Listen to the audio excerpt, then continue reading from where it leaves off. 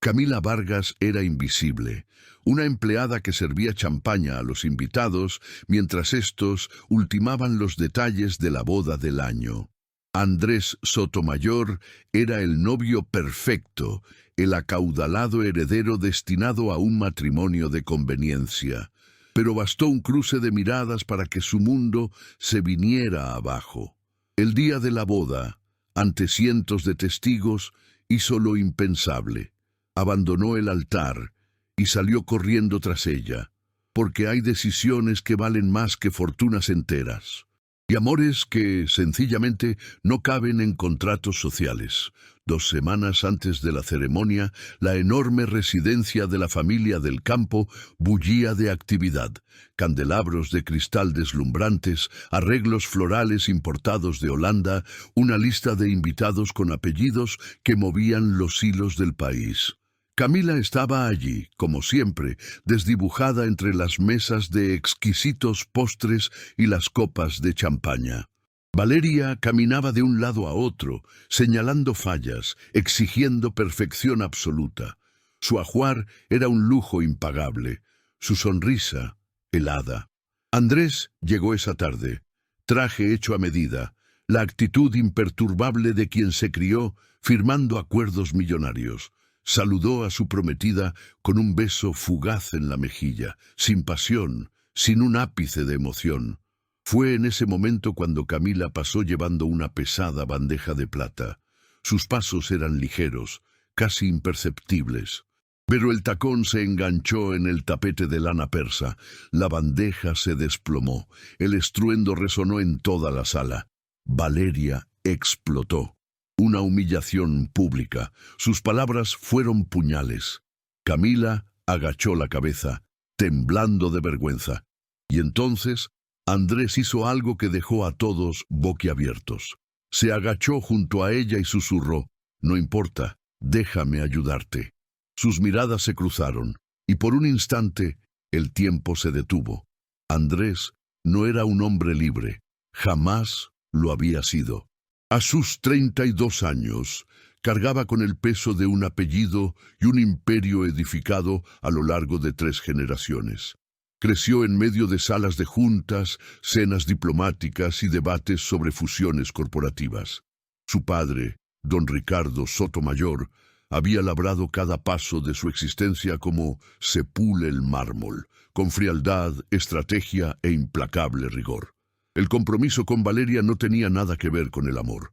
Era una movida estratégica, la unión de 2 fortunas inmensas, 2 linajes respetados, un pacto social disfrazado de ceremonia religiosa.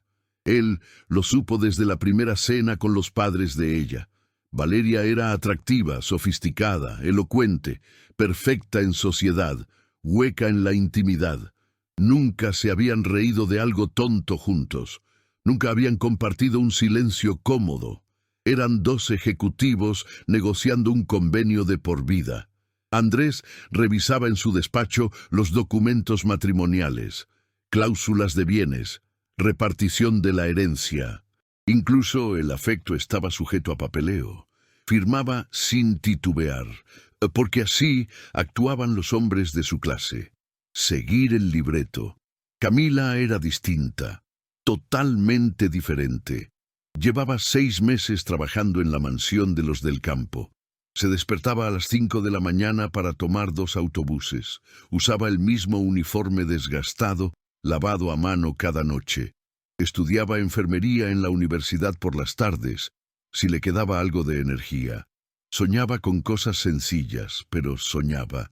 Andrés se había fijado en ella por primera vez 3 semanas antes del incidente de la bandeja. Era un sábado.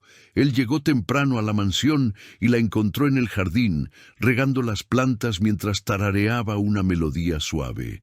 Algo en aquella imagen lo dejó inmóvil. La ligereza, la modestia, la tranquilidad. Ella se volteó y lo vio observándola. Se sonrojó, se disculpó rápidamente. Bajó la vista. Él le dijo que no tenía por qué disculparse, que su voz era hermosa. Camila sonrió. Una sonrisa tímida, pero auténtica. En los días subsiguientes, Andrés comenzó a inventar pretextos para aparecer donde ella estuviera. Pedía café sin tener sed. Preguntaba por plantas que le eran indiferentes. Conversaciones de 30 segundos que se quedaban grabadas en su memoria por horas. Valeria se dio cuenta. No comentó nada, pero se dio cuenta. Su mirada se volvió más cortante, sus órdenes hacia Camila más duras. Y luego llegó el día de la bandeja. El instante en que Andrés se inclinó junto a Camila y por primera vez en su vida eligió algo por puro instinto, algo que no estaba escrito en su destino, algo arriesgado. Fue allí que el plan comenzó a resquebrajarse. Después de ese día, algo cambió entre ellos. Andrés aparecía en la residencia con mayor frecuencia, siempre con una excusa lista, siempre cerca de donde Camila hacía su trabajo. Hablaban por retazos. 30 segundos aquí, 1 minuto allá. En el jardín, mientras ella cuidaba las flores. En la cocina, al preparar el café. Palabras sueltas que iban construyendo algo profundo. Camila le contaba sobre sus estudios, de las clases de anatomía que la cautivaban, del anhelo de trabajar en un hospital, asistiendo a la gente. Sus ojos brillaban al describir el futuro, un porvenir modesto, pero suyo. Andrés escuchaba como quien redescubre el mundo. Una noche, 15 días antes del matrimonio, él llegó tarde a la mansión. Valeria estaba en una gala benéfica. La casa estaba en silencio, desierta. Él caminó hasta el jardín y encontró a Camila sentada en la escalera de la entrada de servicio. Lloraba sin hacer ruido, el rostro oculto entre sus manos. Andrés se acercó despacio. Le preguntó qué había sucedido. Camila dudó un momento. Luego confesó. Valeria le había gritado delante de otros empleados. La llamó inútil, estúpida, invisible. Le dijo que la gente como ella debía estar agradecida por tener empleo. Andrés sintió una rabia verdadera, no solo por la humillación que sufrió Camila, sino por la injusticia brutal de todo eso. Se sentó a su lado.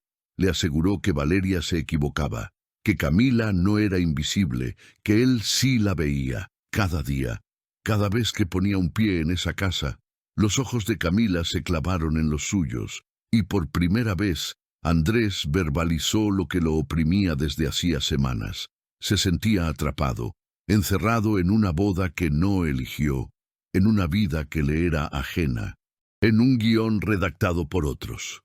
Camila le tocó la mano, solo eso. Un gesto pequeño, pero de una inmensidad profunda. Permanecieron allí, hombro con hombro, mientras el mundo seguía su curso. Y por primera vez en años, Andrés experimentó algo que se parecía mucho a la libertad, pero la libertad tiene un precio muy alto. 2 días después, el padre de Andrés, don Ricardo, irrumpió en su oficina como un huracán. Alguien había hablado, una sirvienta vio, un chofer comentó. Los chismes vuelan rápido entre quienes sirven a los poderosos. Don Ricardo gritó. Llamó a Andrés ingenuo, irresponsable, débil. Le dijo que estaba poniendo en riesgo toda su vida por una simple empleada, una cualquiera. Andrés intentó justificarse, pero las palabras se le congelaron en la garganta cuando su padre mencionó desheredarlo, romper todo vínculo, arruinar su reputación. Valeria se enteró el mismo día. Ella no alzó la voz, se limitó a sonreír. Esa sonrisa gélida que Andrés conocía también. A la mañana siguiente, Camila fue despedida, sin aviso, sin motivo. Solo una orden tajante, que se marchara. Andrés trató de intervenir. Llamó a la madre de Valeria, suplicó. Pero la respuesta fue cristalina. O se callaba o la boda se cancelaba. Y con ella la fusión de los negocios, el pacto de años, la herencia. Camila se fue esa tarde, sin despedirse, sin mirar atrás.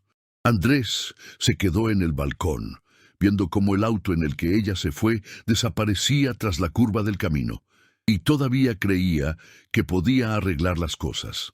Andrés intentó localizarla. Llamó al número que tenía, desconectado. Fue a la dirección que figuraba en su expediente laboral. La casa estaba vacía, con un cartel de "Se alquila" colgado en la puerta. Nadie sabía su paradero. Camila se había esfumado, como el humo, como si nunca hubiera formado parte de su vida. Las semanas siguientes transcurrieron a cámara lenta. Andrés siguió adelante con los preparativos del enlace, porque era lo que se esperaba de él. Degustó pasteles para la fiesta, aprobó los adornos florales, firmó contratos con el banquete. Todo de manera automática, todo sin sentido. Valeria estaba radiante, o simulaba estarlo. Hablaba sin parar de su vestido, de la luna de miel en Santorini, de la lista de invitados. Sus ojos brillaban, pero no de júbilo, sino de triunfo. Ella había ganado, y lo sabía perfectamente. Andrés sonreía cuando era necesario, asentía cuando debía hacerlo, pero por dentro algo se iba apagando, despacio, silenciosamente.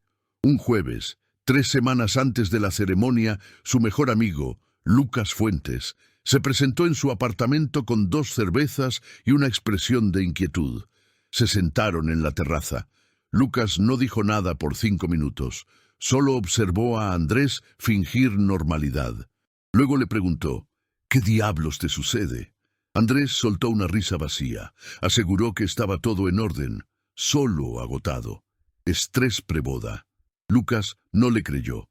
Insistió, presionó, y Andrés, por primera vez, estuvo a punto de contarlo todo. Casi habló de Camila, de lo que sentía, de la cárcel que era su vida. Pero las palabras se esfumaron antes de salir, porque decirlo en voz alta lo haría real. Y él no estaba preparado para esa verdad.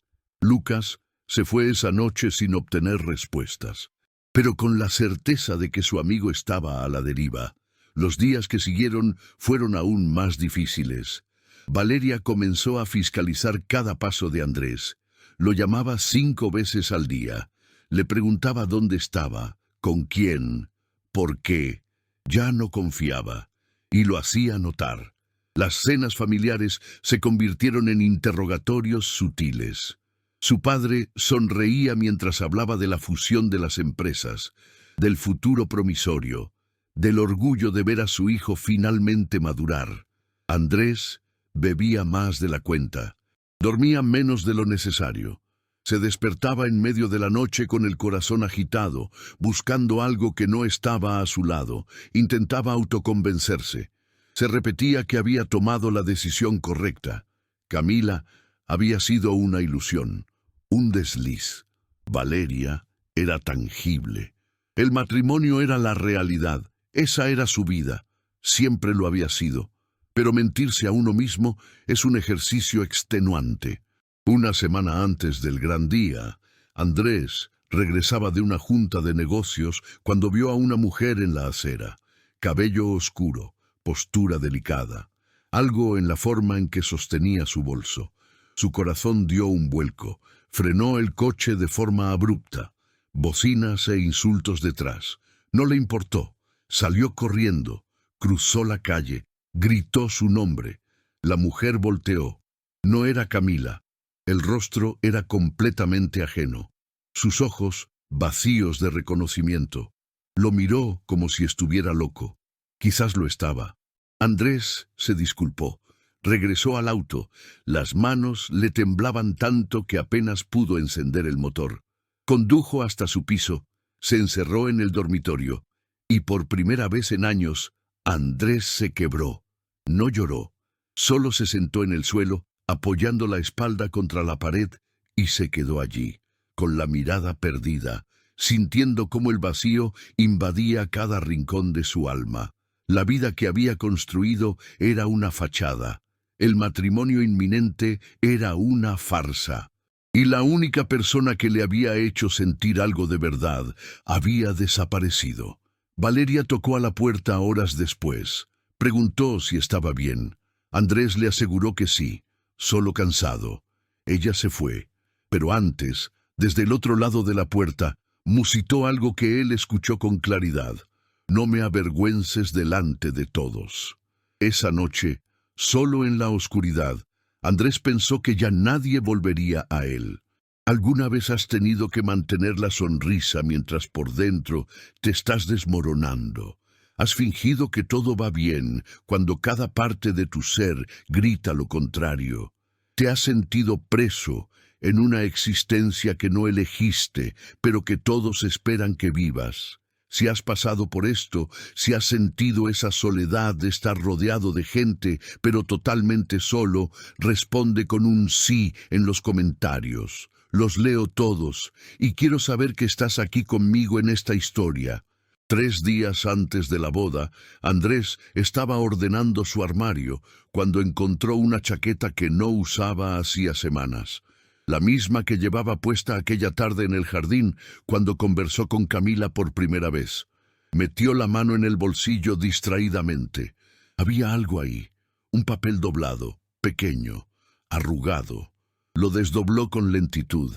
Era una nota escrita a mano, con letra delicada y nerviosa. Gracias por mirarme cuando nadie más lo hacía. Gracias por recordarme que existo. Camila. Ella lo había dejado allí. ¿Cuándo? ¿Cómo? Él no lo sabía, pero sujetó aquel papel como si fuera el último vestigio de autenticidad que le quedaba. Lo leyó 3 veces, 4, 5. Algo se movió en su interior. No fue una conmoción, fue un sutil cambio, como una puerta que siempre creyó cerrada con llave, pero que en realidad solo estaba entornada. Esa noche, Andrés fue a visitar a su abuela, doña Elena. Ella era la única de la familia que jamás le había exigido nada, que nunca lo había juzgado, que simplemente estaba allí, con su serena sabiduría y una mirada que iba más allá de las palabras. Tomaron té en la galería. Ella le preguntó si se sentía dichoso. Andrés vaciló. Dijo que todo iba bien, solo eran los nervios de la boda. Doña Elena sonrió. Esa sonrisa melancólica de quien ha vivido demasiado para creer en mentiras. Entonces le contó una anécdota sobre cómo, a sus 23 años, estuvo a punto de casarse con un hombre que su familia aprobaba. Rico, bien posicionado, perfecto en teoría, pero ella no lo quería. En la víspera del casamiento, huyó. Provocó un gran escándalo, fue repudiada por meses. Pero 2 años después conoció a su abuelo, y fue el amor más genuino que jamás experimentó.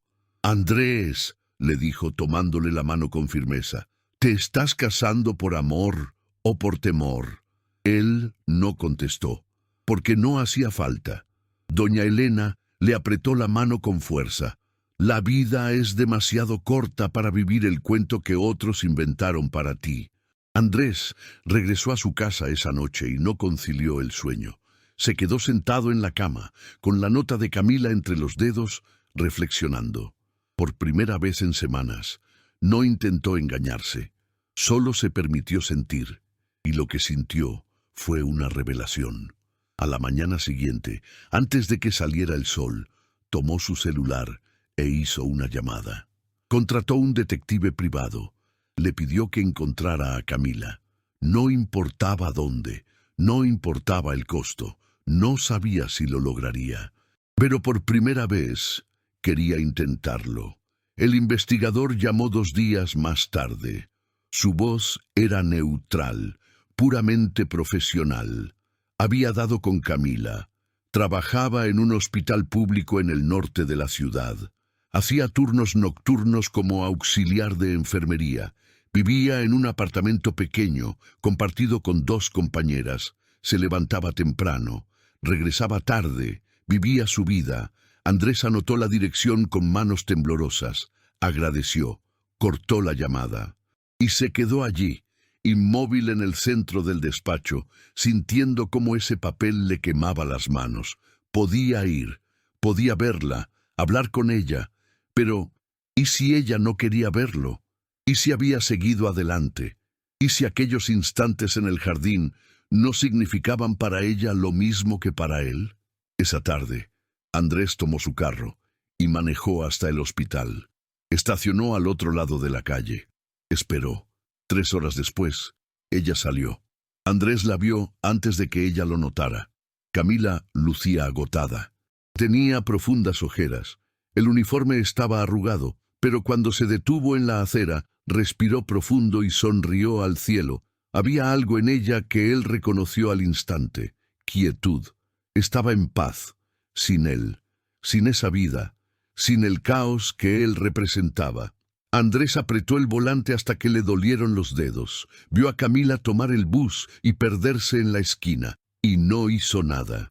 Volvió a casa con una carga en el pecho que no sabía cómo nombrar, porque la verdad era que no estaba seguro si iría a buscarla para salvarla a ella o para salvarse a sí mismo. Y esa diferencia lo era todo. Esa noche, mientras Valeria discutía los últimos detalles de la ceremonia, Andrés solo asentía. Su mente estaba en otro lugar, en un autobús repleto, en un hospital público, en una vida que jamás había conocido. Valeria se dio cuenta, siempre lo hacía. ¿Me estás prestando atención?, inquirió con voz cortante. Sí, mintió él. Ella lo observó fijamente por un largo rato. Luego dijo en un tono bajo y peligroso: «No me tomes el pelo, Andrés». Él no respondió, porque no existía una respuesta que ella pudiera aceptar. Al día siguiente, víspera de la boda, su padre se presentó en el despacho. Don Ricardo no venía solo. Trajo a los abogados, los contratos, los documentos de la fusión. Los esparció sobre la mesa de Andrés, como quien reparte cartas en una partida de póker. «Mañana», dijo don Ricardo, «te casas. Y todo esto se vuelve nuestro, tuyo, de ella, de la familia». Andrés contempló las cifras. Había incontables ceros, poder suficiente para mover el mundo. «¿Y si no me caso?», preguntó. Por primera vez, el silencio fue atronador. Don Ricardo se inclinó sobre la mesa. Sus ojos eran fríos como el hielo. «Entonces lo pierdes todo, tu apellido, tu herencia, tu sitio en esta empresa. Absolutamente todo». Andrés tragó saliva. «¿Y si eso ya no me importa?». Su padre se rió, una risa hueca. «No te atreverías», y se fue. Andrés permaneció solo en el despacho hasta que anocheció. Miró los contratos, los papeles que marcaban su futuro, la vida que estaba a solo un sí de distancia. Entonces tomó el teléfono y llamó a Lucas. «Ayúdame», le rogó. «Necesito saber si soy valiente o solo un egoísta». Lucas escuchó todo, la historia completa. Camila, el jardín, la nota, la huida, el miedo. Cuando Andrés terminó, Lucas solo preguntó una cosa: «Si te casas mañana y no vuelves a verla jamás, ¿podrías vivir tranquilo con eso?». Andrés no pudo responder, porque la verdad era que no sabía si era lo suficientemente fuerte para seguir adelante sin ella, pero tampoco sabía si era lo suficientemente fuerte para echar todo por tierra y jugársela. ¿Y si no era suficiente para Camila? ¿Y si ella merecía a alguien mejor, alguien que no viniera con el peso de una fortuna, de una familia tóxica, de un pasado de privilegios? Durmió muy poco esa noche, o mejor dicho, no durmió. Se quedó mirando el techo, contando las horas. A las 5 de la mañana su teléfono vibró. Era un mensaje del detective. «Estará en el hospital hasta las 14:00 horas. Doble turno. Pensé que querría saberlo». Andrés miró el mensaje por un buen rato. La ceremonia empezaba a las 15:00 horas. Andrés no fue al hospital esa mañana. Se puso el smoking, se ajustó la corbata, se miró al espejo y vio a un desconocido. La iglesia estaba abarrotada. 300 invitados, nombres influyentes, fortunas reunidas en las bancas de madera, flores blancas adornando cada rincón. El altar parecía sacado de una película. Valeria se veía impactante, vestido de diseñador, velo de encaje francés, sonrisa perfecta. Andrés estaba de pie junto al sacerdote. Le sudaban las manos. El corazón le latía desbocado. Veía todo como si estuviera bajo el agua, sonidos amortiguados, luces excesivamente brillantes. La marcha nupcial comenzó. Valeria entró. Todos se pusieron de pie. Andrés respiró hondo. Ella caminó hacia él, tomó su mano, estaba helada, o quizás eran las manos de él las que estaban frías. Ya no lo sabía. El sacerdote abrió el misal, inició la ceremonia. Andrés oía las palabras sin asimilarlas, algo sobre el amor, sobre el compromiso, sobre el para siempre. Luego el sacerdote hizo la pregunta de rigor: si alguien conoce algún motivo por el cual este matrimonio no deba celebrarse, que hable ahora o calle para siempre. Un silencio sepulcral. Andrés miró a los presentes. Su padre en la primera fila, sonrisa orgullosa. La madre de Valeria, satisfecha. Todos los rostros expectantes, observando, dando su aprobación, y luego miró a Valeria. La vio de verdad. Ella no lo amaba. Él lo sabía, y ella sabía que él tampoco la amaba. Esto era un trato, siempre lo fue. Pero Camila sí lo veía, de verdad, no a su apellido, no a su fortuna, solo a él. El sacerdote prosiguió: Andrés, ¿aceptas a Valeria como tu legítima esposa? Andrés abrió la boca. La palabra sí debía salir. Era solo una palabra, 2 letras, simple, pero no pudo pronunciarla. El sacerdote esperó. Valeria le apretó la mano, una advertencia silenciosa. Andrés inhaló profundamente. Y entonces dijo, con una voz lo suficientemente alta para que todos oyeran: no puedo hacer esto. El silencio fue absoluto, como si el mundo entero se hubiera quedado sin aire. ¿Qué? Susurró Valeria, pero sus ojos ya lo sabían. Lo lamento mucho, dijo Andrés. Su voz sonaba firme. Por primera vez en semanas era una voz resuelta. Pero no puedo casarme contigo. El caos estalló. Gritos. Su padre se puso de pie. La madre de Valeria también. Los cuchicheos se extendieron por los bancos como una llamarada. Valeria soltó su mano. Su rostro era una máscara de furia contenida. «Te vas a arrepentir de esto», dijo ella, en voz baja, mortal. «Ya me arrepiento», contestó Andrés, «de no haber tenido el coraje antes». Se quitó el anillo, lo dejó sobre el altar y dio media vuelta. Su padre se interpuso en el camino. «Si cruzas esa puerta estás acabado». Andrés miró a su padre a los ojos, y por primera vez no sintió miedo. «Entonces estoy acabado». Caminó, rápido, con determinación. Pasó junto a la audiencia conmocionada, junto a los susurros, junto a las cámaras de los celulares que lo grababan todo. Salió de la iglesia hacia el sol ardiente. Entró en el coche, encendió el motor y manejó, veloz, entre el tráfico, por las calles, hasta el hospital. Estacionó de cualquier manera, corrió hacia el interior. Su smoking desentonaba completamente entre los uniformes blancos y las camillas. Preguntó por Camila en la recepción. La recepcionista dudó, pero algo en el rostro de él la hizo señalar el pasillo. Andrés corrió, dobló en el pasillo y la vio. Camila salía de una habitación, cansada, con ojeras profundas, pero cuando vio a Andrés allí, vestido de smoking, jadeando, se detuvo en seco. Andrés.